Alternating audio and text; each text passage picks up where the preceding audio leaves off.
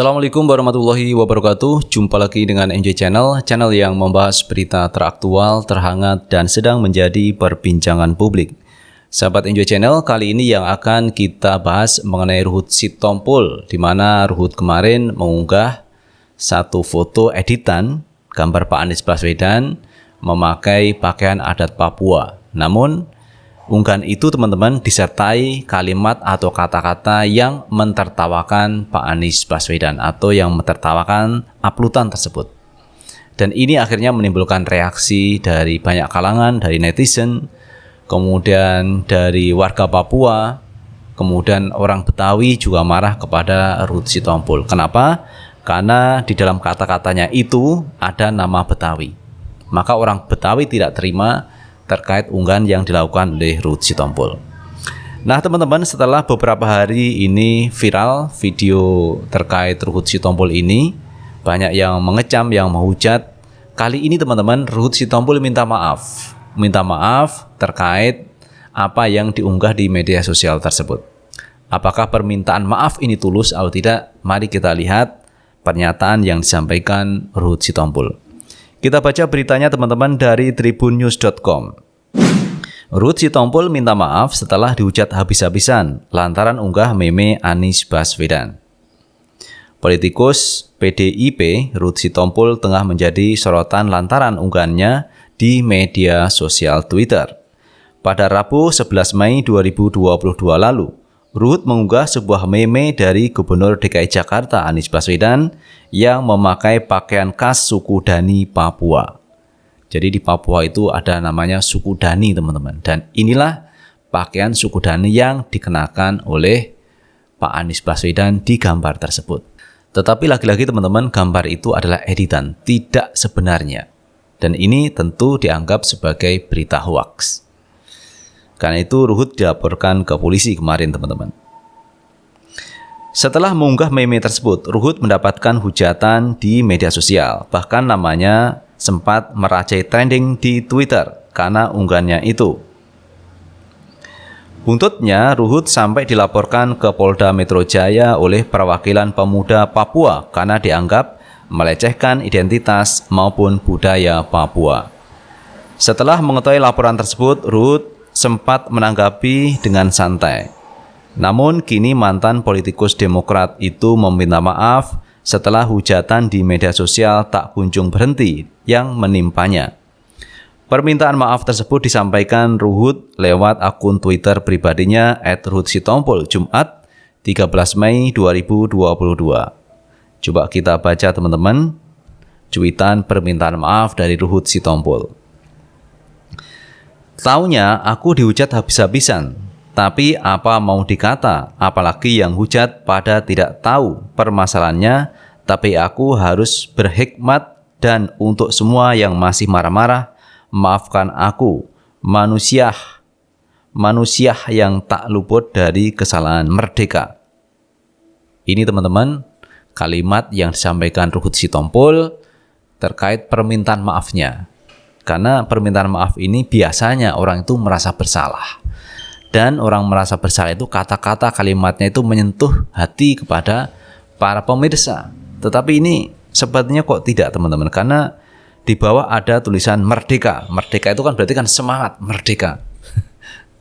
Jadi orang yang bersemangat berjuang.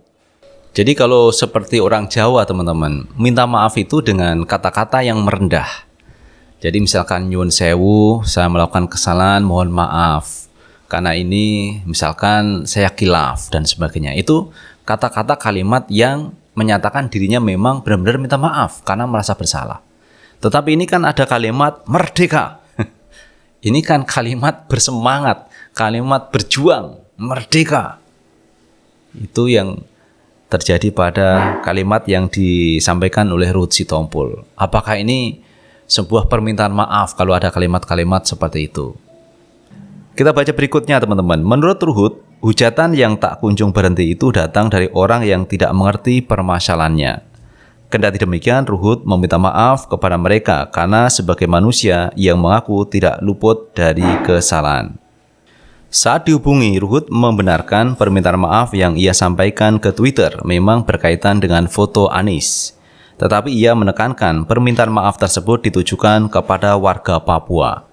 Jadi ini minta maaf ke warga Papua, tidak ke warga Betawi, teman-teman. Tapi aku bukan minta maaf kepada Anies, tapi kepada orang-orang yang tersinggung, khususnya kepada orang Papua, kata Ruhut Sitompul. Ruhut mengatakan ia memang bisa saja menjelaskan terkait maksudnya mengunggah foto Anies itu. Namun Ruhut meyakini tak semua orang bisa mengerti penjelasan yang dia berikan. Oleh karena itu Ruhut akhirnya memilih meminta maaf supaya tidak ramai-ramai dan gaduh lagi, sambut Ruhut Sitompul. Meski Ruhut sudah meminta maaf, namun hingga Jumat sore ini unggahan foto Anies berpakaian adat Papua itu masih ada lini masa Twitter Ruhut. Nah ini teman-teman, sampai Jumat ternyata foto Anies Baswedan masih ramai ditanggapi oleh banyak netizen. Walaupun pihak Ruhut ini sudah minta maaf. Seperti diketahui, anggota DPRD DKI Jakarta dari fraksi PDIP, Gilbert Simanjuntak, membela rekannya Ruhut Sitompul yang dipolisikan karena mengunggah meme Gubernur DKI Jakarta Anies Baswedan berbaju Papua. Menurut Gilbert, unggahan Ruhut tersebut bersifat pribadi dan tidak berkaitan dengan apapun, termasuk partainya. Terkait banyaknya hujatan kepada Ruhut atas unggahan tersebut, Gilbert menilai terkadang keramaian di media sosial tidak berlaku di kehidupan nyata. Saya pikir apa yang dilakukan Ruhut adalah sesuatu yang bersifat individu ya. Katanya ini sifatnya individu. Padahal gambar itu sudah banyak melibatkan teman-teman. Di sana ada baju adat Papua, berarti kan melibatkan orang Papua. Di sana ada kalimat Betawi, berarti ini menyinggung Betawi.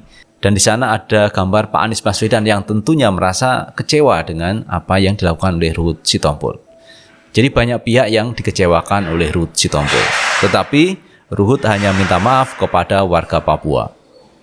Oke, kita teruskan teman-teman. Namanya media sosial kadang riuh di medsos, tapi kita sendiri tidak melihat ada apa-apa di lapangan. Sehingga kalau riuh di medsos ya mungkin hanya di medsos saja. Ujar Gilbert saat tayang di YouTube Jumat 13 Mei 2022.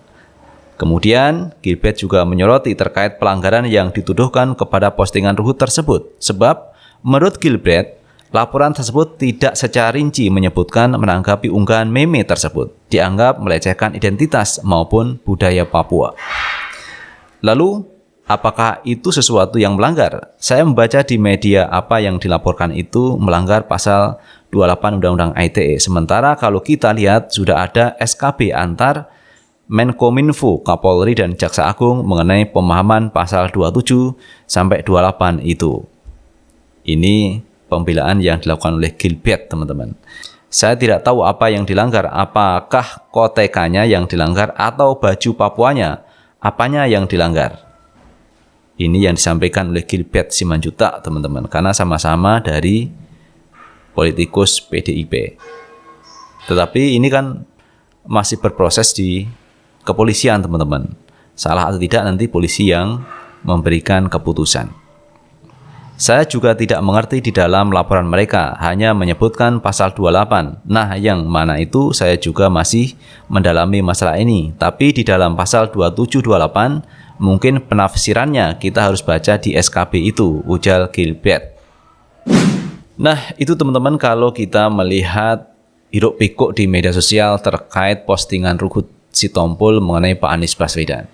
Karena bagaimanapun juga teman-teman, saya punya penafsiran apa yang dilakukan Ruhut adalah untuk menjatuhkan Pak Anies Baswedan.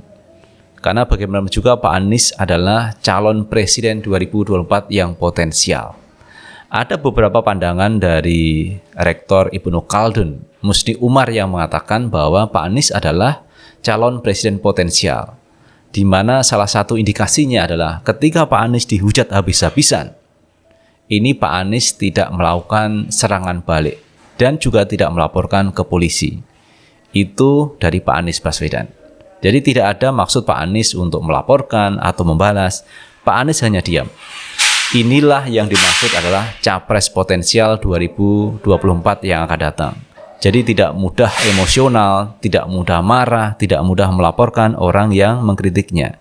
Dan kalau saya lihat ini bukan kritikan, tetapi menurut saya ini adalah fitnah yang ditujukan kepada Pak Anies. untuk menjatuhkan Pak Anies Baswedan. Karena kemarin juga ada pernyataan dari Giring Ganesha, jangan sampai Indonesia jatuh ke tangan pembohong. Itu kata-kata yang disampaikan Giring Ganesha. Jadi banyak orang yang menyerang Pak Anies Baswedan, takut kalau Pak Anies ini menjadi presiden. Kenapa mesti ditakuti teman-teman? Padahal ketika Pak Anies menjadi gubernur DKI Jakarta, ini Jakarta baik-baik saja.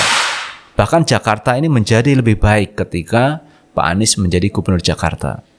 Apakah mereka takut kalau Indonesia dipegang Pak Anies, Indonesia akan menjadi lebih baik?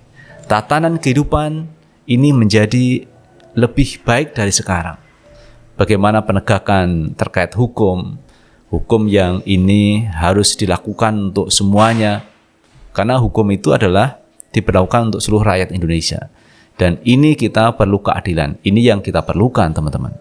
Dan kalau Pak Anies nanti bisa menyuguhkan itu kepada masyarakat, maka ini kan menjadi nilai plus bagi Pak Anies Baswedan. Kenapa mesti ditakutkan? Karena beberapa kali Pak Anies mengatakan bahwa keadilan sosial bagi seluruh rakyat Indonesia itu mesti kita jalankan. Keadilan sosial untuk seluruh rakyat Indonesia. Nah ini kan sesuatu yang baik teman-teman.